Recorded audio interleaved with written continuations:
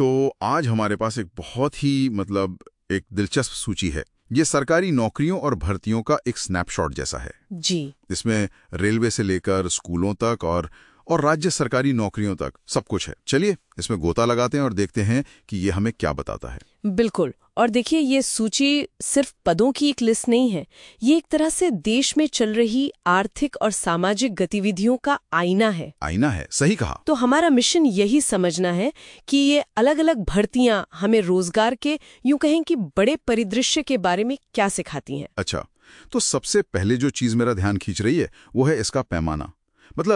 Railway भर्ती board RRB में graduate और 12वीं पास के लिए हजारों पद हैं, करीब 9,000 के आसपास। और फिर केवीएस एनवीएस केंद्रीय विद्यालयों में टीजीटी, पीजीटी, पीआरटी के भी 12,000 से ज्यादा पद हैं। हाँ, और यहाँ जो बात आकर्षक है वो ये है कि ये दोनों क्षेत्र, रेलवे और शिक्षा, ये दोनों ही सार्वजनिक क्षेत्र में रोजगार के सबसे बड़े स्तंभ हैं। हाँ।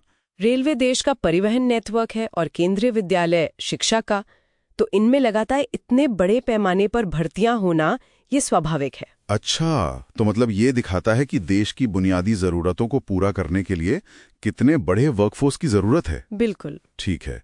और फिर मुझे इस लिस्ट में पंजाब पर एक खास फोकस दिखता है जी। जैसे पीएसटीसीएल में क्लर्क से लेकर जेई तक जी। फिर पीएसएसबी में क्लर्क और ग्रुप डी, और सबसे ज्यादा पंजाब आंगनबाड़ी में वर्कर और हेल्पर के 5,400 से ज्यादा पद हैं। हाँ, और अगर हम इसे बड़े परिप्रेक्ष्य से जोड़ें तो ये दिखाता है कि रोजगार सिर्फ केंद्रीय स्तर पर नहीं, राज्य स्तर पर भी। बिल्कुल, राज्य स्तर पर भी बड़े पैमाने पर पैदा होता है। और खासकर आंगनबाड़ी की भर्तियां ये तो संकेत देती हैं कि जमीनी स्तर पर स्वास्थ्य और बाल विकास जैसी जो सामाजिक कल्याण योजनाएं हैं उन पर कितना जोर दिया जा रहा है। ये बहुत दिलचस्प है।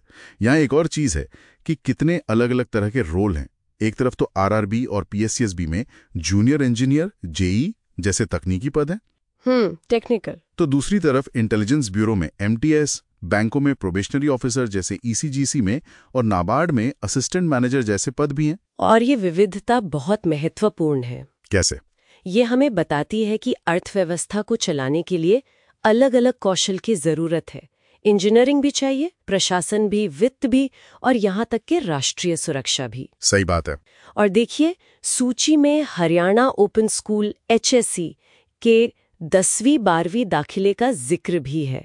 ये एक तरह से इन अवसरों के लिए जरूरी न्यूनतम शिक्षा पाने का एक रास्ता दिखाता है। अच्छा, ये तो सब समझ में आ रहा है, लेकिन अंत में एक अजीब सी चीज है, वाहेगुरु फोटो स्टेट फतेहाबाद।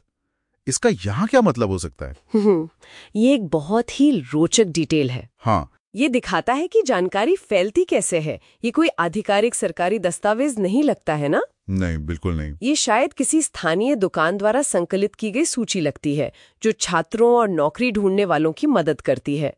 ये सूचना के जमीनी स्तर पर प्रसार का एक बेहतरीन उदाहरण है। अरे वाह, ये तो मैंने सोचा ही नहीं था। जी। तो इस सब का क्या मतलब निकाले हमने देखा कि भर्तियां बड़े पैमाने पर हैं, केंद्र और राज्य दोनों स्तरों पर हैं, और बहुत विविध भी हैं। इसका मतलब ये है कि ये सूचना सिर्फ नौकरियों की नहीं है, बल्कि एक गतिशील राष्ट्र की कहानी है। ये रेलवे और बिजली में बुनियादी ढांचे का विकास, स्कूलों में शिक्षा के विस्तार और आंगनबाड़ी में सामाजिक सेवाओं को दर्शाती है। तो ये सिर्फ नौकरी नहीं बल्कि देश की कहानी है। हाँ, और ये सूचना हमें बताती है कि कौन से पद अभी उपलब्ध हैं, पर ये एक बहुत महत्वपूर्ण सवाल भी खड़ा करता है। क्या? कि इन सभी विविध क्षेत्रों में भविष्य के अवसरों की अगली लहर के लिए कौन से कौशल सबसे ज्यादा जरूरी होंगे।